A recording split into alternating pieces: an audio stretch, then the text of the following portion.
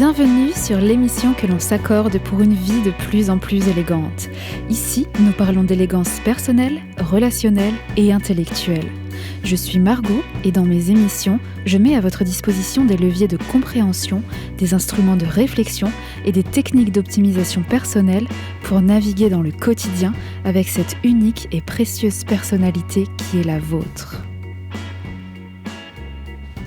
Aujourd'hui, nous allons parler de quelque chose que nous faisons tous, chaque jour, souvent sans vraiment y prêter attention. La conversation. Et plus précisément, l'analyse sociale à travers la conversation. Tout le monde sait causer. Et pourtant, et c'est là que ça devient fascinant, la conversation est l'une des formes les plus sophistiquées d'interaction humaine. C'est un espace où se jouent des dynamiques de pouvoir, des besoins psychologiques profonds, des révélateurs de caractère, et pour celles et ceux qui savent regarder, un véritable laboratoire d'analyse sociale. Ce que nous allons faire ensemble dans cette émission, c'est apprendre à lire ce laboratoire, apprendre à travailler dans ce laboratoire, à comprendre ce que les conversations disent de nous, des autres et du monde dans lequel nous évoluons. Et bien sûr, nous allons voir comment cette compréhension peut transformer notre façon d'interagir. Non pas pour manipuler, bien évidemment, mais pour nous élever et élever ceux qui nous entourent, sans prétention aucune, évidemment. Nous avons 3 grandes parties aujourd'hui. La première, nous allons nous pencher sur ce que la conversation révèle, comme un miroir un peu brutal parfois. La deuxième, nous allons plonger dans les mécanismes psychologiques et sociologiques qui se cachent derrière nos échanges du quotidien. Et la troisième, ma favorite bien sûr, nous allons explorer des exercices concrets et originaux pour faire de chaque conversation une expérience plus riche, plus élégante et plus vraie.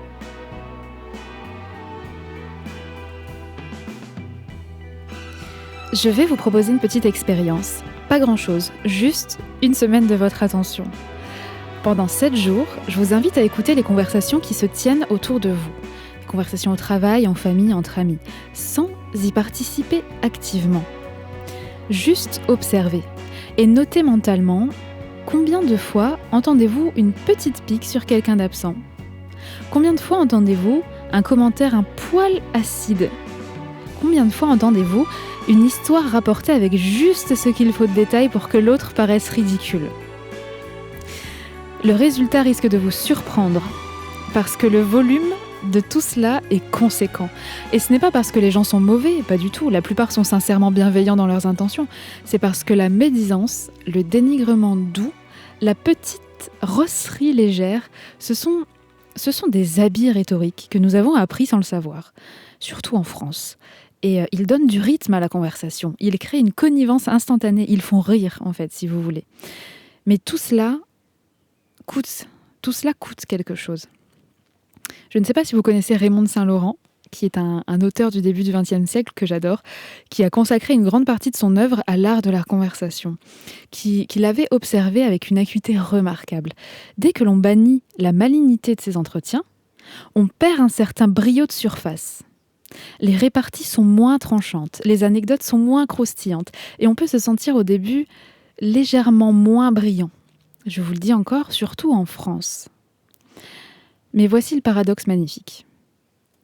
Sincèrement, on devient beaucoup plus précieux. On devient infiniment plus précieux sans médisance. Parce que la médisance elle construit en termes de divertissement immédiat, mais elle détruit en termes de confiance durable. Les gens s'amusent avec vous quand vous êtes médisant.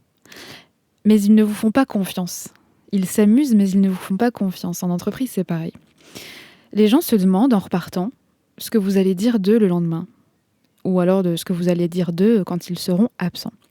Et cette petite graine de doute, plantée en silence, empêche les relations de s'approfondir vraiment. Il y a une logique sociale très claire ici, que le sociologue Erving Goffman a théorisé dans son concept de gestion des impressions, c'est que chaque interaction est une sorte de représentation théâtrale. Nous jouons un rôle, nous gérons notre image. Or, quand quelqu'un médit, en fait, et pratique la médisance régulièrement devant nous, nous prenons note, inconsciemment, que cette personne n'hésitera pas à tenir le même rôle avec nous comme sujet dans une autre circonstance, dans un autre contexte. La conversation devient alors une scène à double fond, où l'on sourit en se méfiant. À l'inverse, la personne qui parle des autres avec mesure et bienveillance, cette personne-là, elle crée quelque chose de rare. Elle crée un espace sûr. Et les espaces sûrs dans ce monde, eh bien, ce sont des luxes, mes bons amis. Les gens s'y précipitent, ils y reviennent et ils y amènent leur vrai visage. Et c'est précieux. Et puis, il y a un autre révélateur conversationnel que j'adore observer également, c'est, comme on en parlait dans la dernière émission, la précision du langage. L'imprécision du discours, nous dit Saint-Laurent, est souvent le reflet de l'imprécision de la pensée. Écouter quelqu'un décrire une situation, expliquer une idée, raconter un événement. Remarquez la qualité des mots choisis, la densité des images, la structure de la pensée. Pas pour juger, pour comprendre. Parce que la précision du langage ne reflète pas l'intelligence brute, elle reflète quelque chose de plus subtil. Elle reflète la présence à soi-même. La capacité à s'être vraiment arrêté sur une expérience, à l'avoir digérée, à en avoir extrait quelque chose, avoir extrait l'essence de quelque chose. Et à l'inverse, il y a ce personnage que nous avons tous rencontré, celui qui revient de voyage et décrit avec une assurance magnifique des endroits qu'il n'a pas visités, ou qui commente avec autorité des événements auxquels il n'a pas assisté. Cette tendance, donner des précisions imprudentes pour conférer une apparence de vérité, révèle un besoin intense de paraître dans la boucle, entre guillemets, de se sentir important, de se sentir concerné, de ne pas être perçu comme ignorant. C'est pas un défaut moral, c'est juste un besoin psychologique, ça. C'est comprendre ça, ça nous rend vraiment plus patients avec les autres et surtout infiniment plus perspicaces.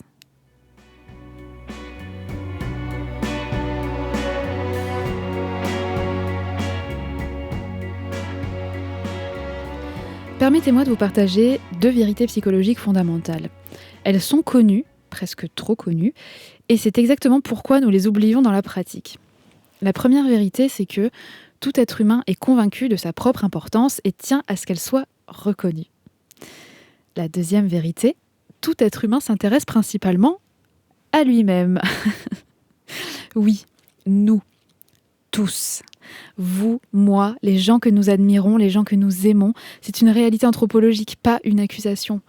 William James, l'un des pères fondateurs de la psychologie moderne, écrivait à la fin du XIXe siècle que le besoin le plus profond de la nature humaine est le désir d'être apprécié. Pas seulement aimer, apprécier, vraiment en fait.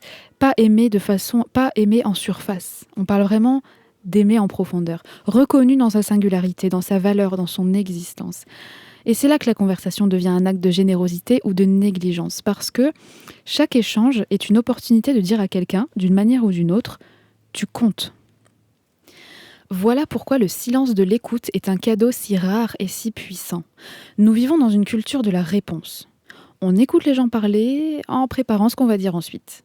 On attend une respiration dans leurs phrases pour glisser notre histoire, notre expérience, notre perspective. C'est humain, ok ? C'est automatique, il n'y a pas de problème.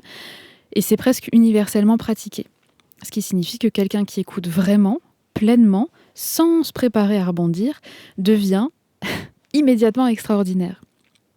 Le psychologue aussi Carl Rogers, qui est une figure centrale de la psychologie humaniste, a consacré sa carrière à ce qu'il appelait l'écoute active, la fameuse, la forme d'attention totale envers l'autre en fait, la forme d'attention totale à l'autre, sans jugement, sans agenda. Il avait observé quelque chose de fascinant. Être vraiment écouté peut transformer une personne, en fait. C'est incroyable.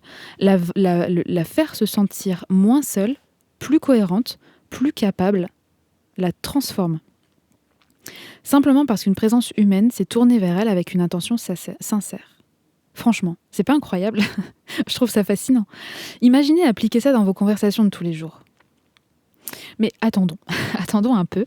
Il y a un paradoxe ici que je veux aussi aborder franchement parce que c'est souvent là que les gens butent. Si tout le monde s'intéresse principalement à soi, est-ce qu'écouter les autres ne revient pas à se sacrifier, à s'effacer, à être moins soi-même pour donner de la place à l'autre ? C'est une question légitime, ça. Et la réponse est non, à condition de comprendre la nuance. Il y a une différence fondamentale entre s'effacer et choisir de mettre l'autre en lumière. C'est deux choses différentes. La personne qui s'efface manque de présence, elle manque de substance. Elle disparaît dans la conversation. Mais la personne qui choisit de mettre l'autre en vedette, qui la valorise, qui pose la bonne question au bon moment, qui rebondit d'une façon qui valorise ce que l'autre vient de dire, qui témoigne d'une curiosité authentique, cette personne-là est profondément présente. Elle orchestre, en fait, la chose. Elle crée le terrain où l'autre peut être au meilleur de lui-même. C'est trop bien. Et il y a une réciprocité naturelle à ce mouvement. Quand les gens se sentent vus, entendus, valorisés en votre présence, ils vous associent à ce sentiment. Votre présence devient synonyme de bien-être. C'est un mécanisme simple, c'est mécanique, du coup, littéralement c'est mécanique. Et pourtant, il exige, ce mécanisme, une vraie maîtrise de soi. Il y a aussi une dimension de la conversation que je veux aborder, c'est le contexte. Saint-Laurent fait une distinction que je trouve très éclairante entre ce qu'il appelle la conversation de salon et les conversations d'affaires. Les premières sont légères, fantaisistes, imprévisibles. Elles ont leur propre musique, leur rythme de sérendipité. Les secondes sont structurées, centrées sur des enjeux réels, et chaque mot peut avoir un poids économique ou stratégique. Ce qui est fascinant, c'est que nous mélangeons souvent les deux, évidemment, c'est normal, et cette confusion crée des malentendus. Quelqu'un qui tient un discours très sérieux, très construit, ce genre de choses lors d'un dîner entre amis, va monopoliser l'espace et fatiguer l'assemblée. Quelqu'un qui tient une conversation de salon légère, badine, lors d'une négociation professionnelle, va passer pour peu fiable. L'élégance conversationnelle aussi, c'est et peut-être surtout savoir lire le contexte, évidemment. Quelle est la nature de cet échange ? Qu'est-ce que les gens autour de la table ont besoin de vivre en ce moment ? Et comment puis-je m'y adapter avec grâce ? C'est pas tout blanc ou tout noir. Il y a des nuances. Il faut juste savoir où est-ce qu'on se situe. Et là, c'est ce que le sociologue Pierre Bourdieu, que vous connaissez certainement, aurait appelé le sens pratique. Cette forme d'intelligence incorporée qui nous permet de naviguer dans les situations sociales avec fluidité. Et comme toute intelligence, elle se développe, évidemment, ça ne tombe pas du ciel. Enfin, pour terminer cette partie, je voudrais aborder une idée qui m'est chère et que, encore une fois, Saint-Laurent exprime avec une élégance particulière, c'est que même la conversation ennuyeuse recèle un trésor. Il écrit, Saint-Laurent, et j'adore cette formulation, que si les propos tenus ne sont pas divertissants, celui qui les tient n'est-il pas toujours un magnifique sujet d'observation ? C'est vrai, en plus. Regardez la personne qui parle, examinez-le, étudiez-le, cherchez à découvrir son tempérament, son caractère, sa mentalité. C'est pas irrespectueux, pas du tout, au contraire. Bien au contraire. C'est une transformation de perspective qui change absolument tout. Plus jamais vous ne pourrez vous ennuyer dans une conversation si vous adoptez cette posture d'anthropologue bienveillant. Et j'ai bien dit bienveillant. Chaque personne devient une énigme à explorer dans ce cas-là, une histoire à déchiffrer, c'est passionnant. Et souvent, dans les conversations les plus improbables, c'est dans celles-là en fait que surgissent les insights, vous savez, les insights les plus précieux sur la condition humaine, vraiment.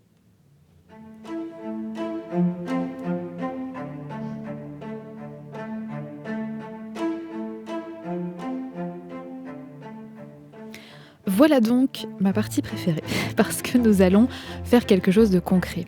Mais d'une façon qui dépasse un peu les conseils habituels du type regarder les gens dans les yeux, ou éviter de consulter votre téléphone pendant que vous parlez, nanana. Tout ça on le sait déjà, il n'y a pas de problème. Nous ce qu'on veut c'est aller un peu plus loin quand même. L'exercice numéro 1 que je vous propose, c'est ce qu'on pourrait appeler un journal de médisance. Bon, on pourrait appeler ça comme ça, de façon un peu vulgaire. Pendant une semaine entière, tenez un petit carnet mental, ou un vrai carnet si vous le souhaitez, et notez chaque fois que vous entendez dans une conversation une médisance, un commentaire acide, une petite rosserie comme on le disait tout à l'heure. Ne jugez pas les personnes qui les émettent, juste contentez-vous de le noter, d'y faire attention. À la fin de la semaine, regardez le total. Puis faites la deuxième partie de l'exercice qui est que passez une semaine à ne plus en émettre vous-même.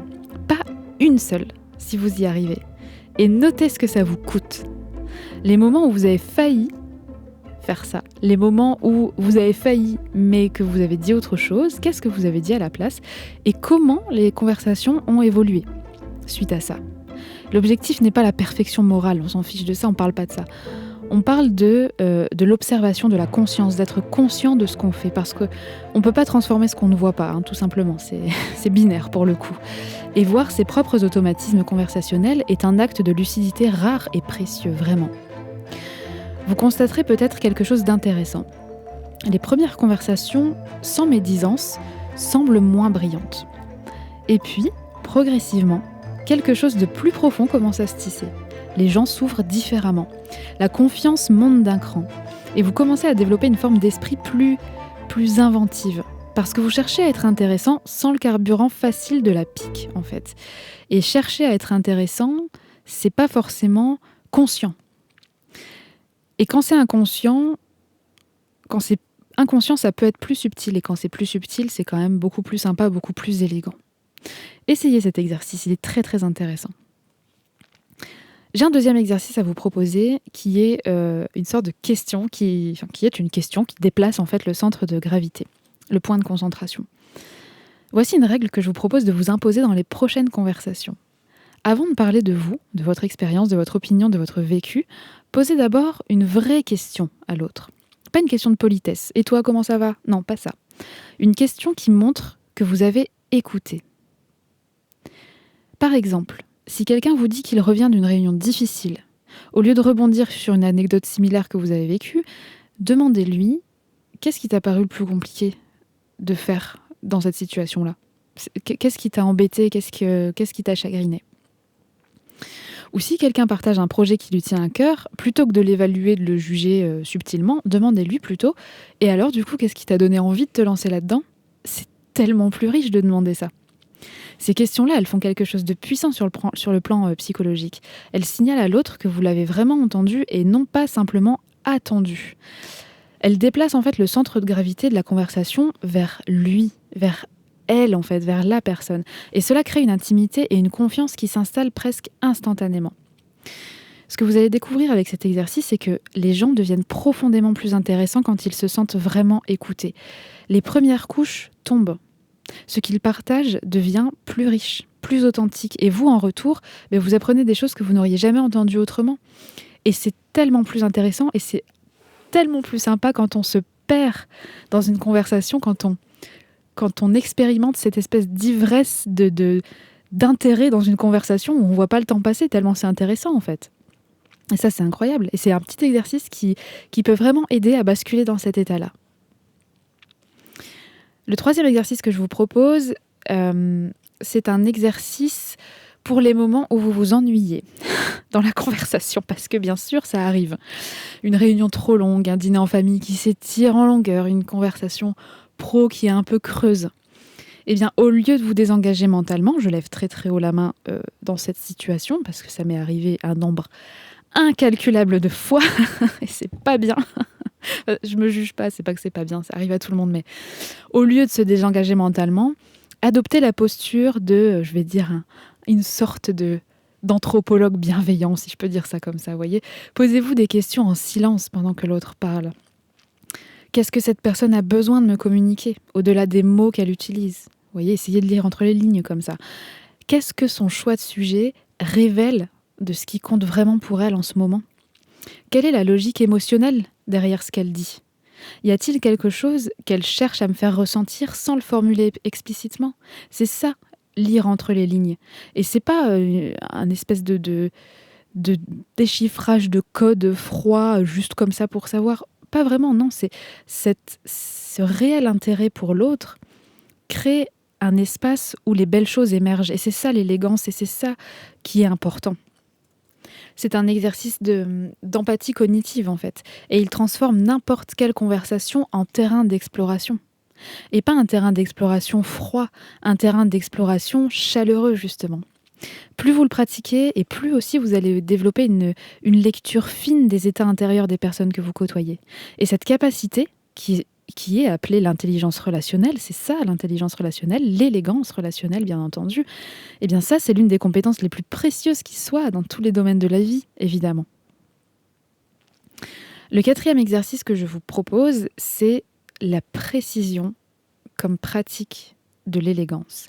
Rappelons-nous ce que Saint Laurent nous dit quand il dit que l'imprécision du langage reflète l'imprécision de la pensée. Ça m'avait beaucoup parlé quand j'ai lu ça. Et voici un exercice de précision que je trouve à la fois exigeant et libérateur. C'est que pendant une semaine, entraînez-vous à raconter une histoire, une expérience, une idée, en utilisant le moins de mots possible, en pratiquant une vraie économie de mots pour que ceux-ci soient les plus précis possibles. Pas les plus impressionnants, les plus justes. Concrètement, si vous avez envie de dire « c'était bien », demandez-vous « bien comment ». C'était stimulant, réconfortant, inattendu, touchant peut-être. Le mot juste, il est là, il est quelque part. Prenez le temps de le trouver. Ce travail de précision fait deux choses en parallèle. Il affine votre pensée, parce que chercher le mot juste vous oblige à clarifier ce que vous avez vraiment ressenti ou compris. Et il rend vos propos immédiatement plus captivants pour ceux qui vous écoutent. Évidemment, la précision est un acte d'attention envers l'autre, envers le réel. Voilà, nous avons fait encore une fois un beau chemin ensemble aujourd'hui. Nous avons vu que la conversation n'est pas un simple échange de mots, c'est un miroir social, un terrain de jeu psychologique et un révélateur de ce que nous sommes profondément. La conversation dit qui nous sommes, ce dont nous avons besoin, comment nous nous situons en fait par rapport aux autres. Nous avons compris que deux besoins fondamentaux gouvernent la façon dont nous interagissons. Le besoin d'être reconnu dans notre importance et l'intérêt naturel que chacun porte à lui-même. Et que comprendre ces besoins, chez nous et chez les autres évidemment, est le fondement de toute élégance relationnelle. Et nous avons 4 outils concrets pour commencer dès aujourd'hui, donc observer nos automatismes de médisance, déplacer le point de concentration, le centre de gravité vers l'autre, regarder chaque personne comme un sujet d'exploration fascinant et cultiver la précision de notre propre expression. Ce que j'espère que vous emportez de cette émission, ce n'est pas une liste de règles à respecter comme d'habitude. C'est quelque chose de bien plus précieux, de bien plus profond. C'est une nouvelle façon de vous asseoir dans une conversation. C'est d'être curieux, d'être présent, d'être attentif, d'être confiant dans votre capacité à créer, par votre seule présence, un espace où les gens sont plus eux-mêmes. Parce que c'est ça, l'élégance conversationnelle, dans sa version la plus profonde. Ce n'est pas d'être le plus brillant dans la pièce, c'est d'être la personne en présence de qui les autres brillent le mieux. C'est ça, l'histoire. C'est beau, non ? Eh bien, ma foi, je vous dis à la semaine prochaine. J'espère que cette émission vous a plu et je serai ravie de vous lire en commentaire. À bientôt !